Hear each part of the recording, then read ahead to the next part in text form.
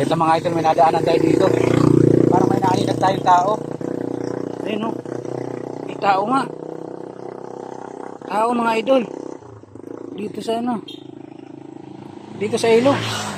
Ayan o. Ayan, tao yan. Tao. Kaya lang hindi nakalutang. Ano kaya nangyari? Naaninag natin eh oh. Wala eh. Ayun oh. May tao dito nakalubog eh oh.